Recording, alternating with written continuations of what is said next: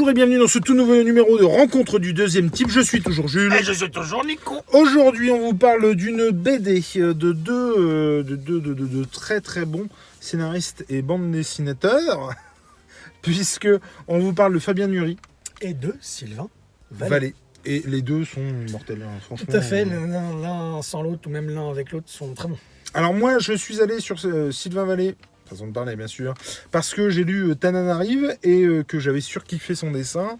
Fabien Nury, je l'avais notamment rencontré sur Tyler Cross, que j'avais beaucoup aimé. Entre autres, ouais. Et puis bien d'autres trucs. Je crois qu'il I avait Am fait aussi. Legend Ouais, aussi. c'est ça. Bon, qui était pas fou. Hein, Qui était pas foufou, non. Mais en tout cas, ces deux artistes qu'on aime beaucoup. Et donc, on est très très content de les retrouver sur ce Il était une fois en France. Donc, de Fabien tome 1, Nury tome 2. et Fabien Vallée. Sylvain Vallée. Sylvain Vallée. On va vous parler du tome 1 et du tome 2. On va faire une petite chronique sympatoche. Donc, on est forcément à l'époque de la Seconde Guerre mondiale. On suit un métalleux, c'est-à-dire quelqu'un qui récupère du métal à la base, qui vient de... Russie, non? Bah écoute, je ne sais plus. Il vient de Russie. En tout cas, les Juifs. C'est un juif, tout à fait. Joseph, qui vient de Kishinev en Roumanie. Oui, c'est la Chisinau, la ville, la capitale de la Moldavie aujourd'hui. Donc voilà. À l'époque, c'était en Roumanie. Donc Joseph, donc, qui est juif, qui forcément... Qui est roumain, du coup. Pendant... Oui. Oui. Et qui, du coup, l'un n'empêche pas l'autre.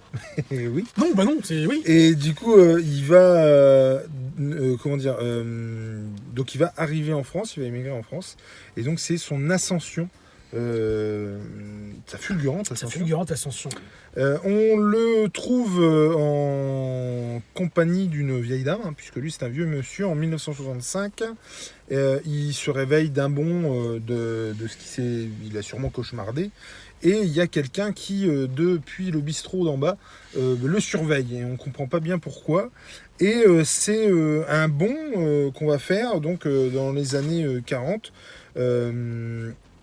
Je dis une connerie si je dis Dijon? Non?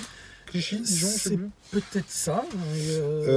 Je sais plus. En tout cas, on va le retrouver effectivement à prospérer dans ses affaires. Alors, il y aura comme ça des sauts dans le temps plusieurs fois. Des retours en arrière. Ouais, voilà. Du coup, c'est des fois un poil compliqué. Parfois, ouais, faut vraiment se faire la BD d'une traite et pas forcément la lâcher pour la reprendre. Voilà. Mais donc en gros c'est effectivement son ascension jusqu'à devenir quelqu'un de très important, d'encore plus important, qui va forcément faire des choses pas très catholiques. Ouais, juif, c'est quand même le comble. Non mais avec les instances nazies. C'est ça, il va être obligé de collaborer entre guillemets avec les instances nazies, mais au niveau commerce en fait. Il va commercer avec les autorités nazies en France.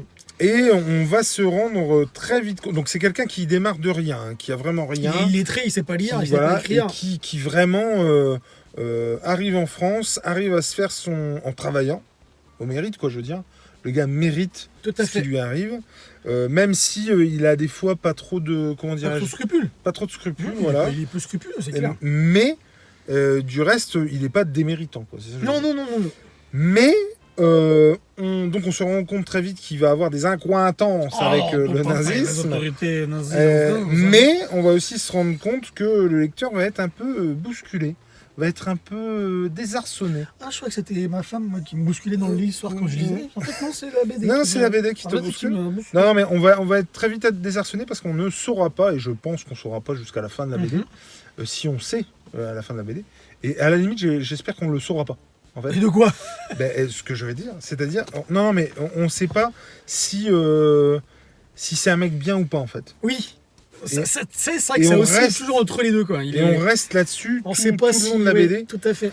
Et du coup, est-ce que c'est un salopard ou pas, quoi? Voilà. Est-ce que par exemple avec les nazis, il fait ça parce que c'est un moindre mal et puis qu'il arrive à avoir des choses en retour pour faire passer des gens, obtenir des papiers à certains, tu vois.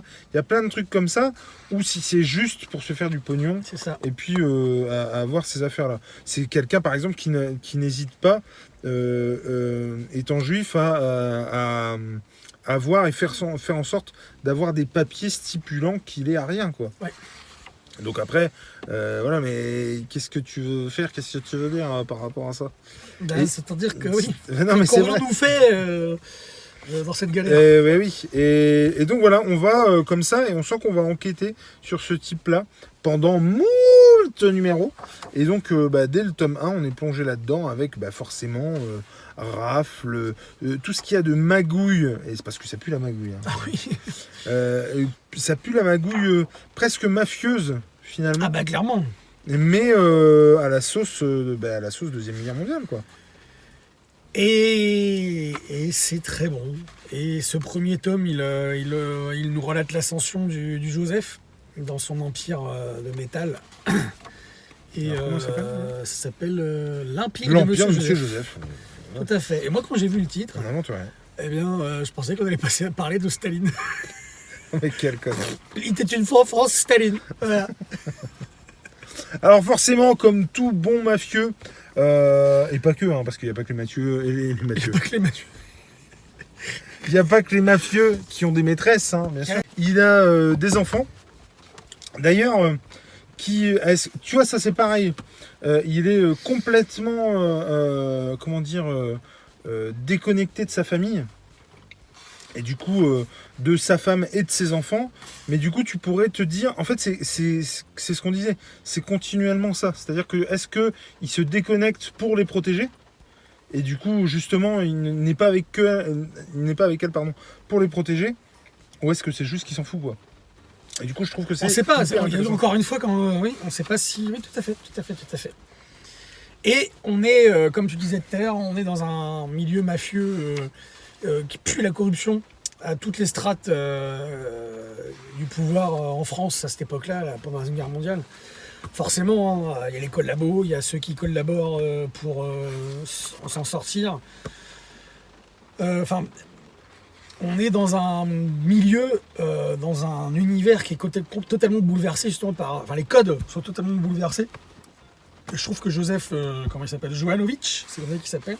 Je crois, ou Jovanovic, incarne tout à fait ce bouleversement des codes de celui qui part de rien et qui monte sa propre entreprise de ferraillerie, qui collabore avec les nazis en France, qui va se faire des millions, quoi, qui va se faire des thunes en or, des couilles en or. Puis toujours, encore une fois, cette idée de magouille. C'est-à-dire que... c'est à celui qui va le plus entuber l'autre. Ouais. Mais il y a un moment donné où, tu sais, avec les trucs qui pèsent, et en fait... oui, exactement, il y a du métal, quoi. En fait, il y a du métal frelaté, quoi. Mais t'as un mec qui croit l'entuber, et en fait, c'est lui qui l'entube. Exactement. Et non, c'est vraiment chouette, quoi. Non, c'est chouette, et puis c'est cohérent, quoi. Il y a d'un tome à l'autre, là, en tout cas, les 2 premiers tomes, il y a une cohérence, il y a une évolution des personnages qui est hyper intéressante. Forcément, on voyage en France, donc ça fait écho à ce qu'on connaît. C'est pas cette même période historique, mais ça m'a fait penser à certains égards, hein, à la guerre des Lulus, avec l'écho à la Première Guerre mondiale. Le voyage en France, le rapport à l'ennemi, qu'est-ce qu'on fait quand il y a un ennemi, qui est l'ennemi en fait aussi. C'est ça. Alors, qui est l'ennemi? Et encore une fois, on est vraiment sur qui est bon, qui est méchant. C'est ça, tu vois, le fait que effectivement sa femme, elle en est ras-le-bol, qu'elle n'arrête pas de l'embêter, et a raison. Tout à fait. Mais à l'inverse, il y a sa maîtresse, où tu pourrais te dire c'est normalement elle qui devrait avoir le mauvais rôle. Bien sûr. Et en fait, pas du tout. C'est-à-dire qu'il y a un moment donné où elle va aider sa femme et aider ses enfants. Je sais pas si tu te souviens de ce moment-là. Oui. Et du coup, la maîtresse a aussi le beau rôle. Enfin, je veux dire, ils arrivent à... Mais elle leur dit à ses enfants et à sa femme. C'est pas pour vous que je fais ça. C'est pour Joseph. Ouais. Et là, on a... Oui, mais elle le fait quand même. Elle le fait quand même, mais oui. Et parce que c'est pour Joseph. Pour Jojo. Mais oui, non mais... Joe, quoi. Mais c'est pareil, Joseph qui n'a pas... c'est pas un beau gosse, quoi, tu vois. Ah non, c'est le moins qu'on puisse dire. Mais c'est ça qui est cool aussi. Petit rondelet. Ça me fait penser à Tony Soprano. Exactement. C'est carrément ça. Exactement. Où il aurait pu être joué au cinéma par Jacques Villeray, ce personnage. Je vois Jacques Villeray. Je trouve qu'il a un côté trop joyeux. Patrick Timsit à fond. Ah, au fond. Ah, vraiment, ça aurait vraiment pu le faire. Et puis, le méchant gentil, ou le gentil méchant. Et puis, moi, c'est tout ce que j'aime, en fait. Oui, ah bah oui. C'est-à-dire que, forcément, la Seconde Guerre mondiale... La mafia. Et le côté mafieux, le côté corruption, c'est tout ce que j'aime, vraiment. Et toi, mafieux, non, mais c'est une période de l'histoire fascinante. Le côté mafieux, forcément, ça. Plus dans les gares. Et puis le côté, là, on parlait je veux dire, sa maîtresse fait d'autres choses aussi pour lui. Tout à fait. Notamment elle sacrifie son corps. Oui. Voilà. On va dire, elle ne scarifie pas son corps, elle le sacrifie. Non, mais franchement, enfin, c'est tambour battant en plus.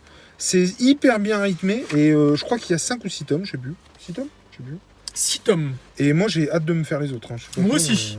Moi aussi. Et c'est quelque chose que je garderai. J'avais d'autres choses à lire, donc je l'ai pas fait. J'ai hésité à me faire la série d'affilée, mais j'avais d'autres trucs à lire. Mais c'est quelque chose qu'effectivement je garderai. Tout à fait. Parce que j'ai beaucoup aimé. Et c'est très bon. C'est scénaristiquement, ça tient vraiment la route. Et puis, enfin, une plongée dans l'histoire, quoi. C'est ce que je voulais dire, c'est une plongée dans l'atmosphère de l'époque. Je veux dire, on sent l'atmosphère de l'époque. Où ça déconne pas, où en gros, si t'as du pognon, il y a moyen que t'arrives à faire certaines choses. Tu t'en sortes, ouais.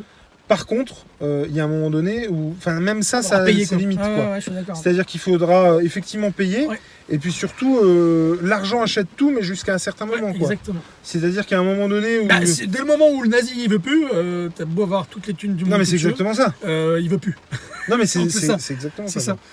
C'est que le nazi se joue de l'autre, de celui qui a les thunes, jusqu'à ce qu'il veut plus, quoi. Et puis aussi, tu sens que personne n'est... comment dire ? Personne ne fera exception, c'est-à-dire que même ceux à l'intérieur commencent à avoir peur et peuvent très bien sauter du jour au lendemain. C'est exactement pareil quand tu regardes Lost ou Game of Thrones, où tu te dis que n'importe lequel peut sauter, quoi. Celui qui, pendant un épisode, est le roi du pétrole et domine tout le monde, exactement au prochain épisode, il peut se faire zigouiller exactement ça. Ou les couilles. Et... non, mais chose, c'est que... Non, mais même à la prochaine page. C'est-à-dire, par exemple, bien sûr, son frère, tu vois, je sais pas comment ça va finir, mais ça va mal finir. Ben non, mais il y a un truc, quoi, tu vois. Non, moi, en tout cas... mais il est possible que lui, il perde tout. Tous ceux qui sont autour de lui. Et qui se retrouvent seuls. Enfin, je sais pas. Moi, c'est l'association que j'ai. C'est ce que ça... C'est ce vers quoi ça tend, dans l'impression. Mais vraiment, c'est exactement... Et je ne m'étais pas fait la réflexion jusqu'ici, mais c'est exactement comme si le parrain rencontrait... Exactement. Alors attends, du coup... non, mais non. Non, mais qu'est-ce qu'il y a comme... Comme apparatchik, comme... sous-fifre, comme quoi. Mais arrête. Comme truc sur la Seconde Guerre mondiale. Ah, bah, le genre le plus long. Non. Bah non. La Grande Patrouille. non, mais alors plus... Comme si le parrain rencontrait un village français, quoi. Oui, c'est ça, tout à fait. Après, ou Inglourious Basterds. Inglourious Basterds, voilà. Non, en tout cas, ouais, non, c'est vraiment top. C'est top, c'est à lire. Franchement, c'est à lire. C'est une BD, une série de 6 tomes. Est-ce qu'il y a une intégrale ? Alors, il y a une intégrale, il y a même plusieurs intégrales. Il y a des intégrales noir et blanc, il y a des intégrales couleur. J'ai failli prendre celle noir et blanc et finalement, je ne l'ai pas fait. Parce que c'était 30 balles et puis je trouve que la couleur fait quand même... Oui. En tout cas... que ce soit le premier, le deuxième, le troisième, le quatrième ou le cinquième tome. Ou le 6e même tome de Il était une fois en France. Mais bon, dans l'ordre, c'est mieux. L'important, c'est de lire. Allez, ciao, bisous.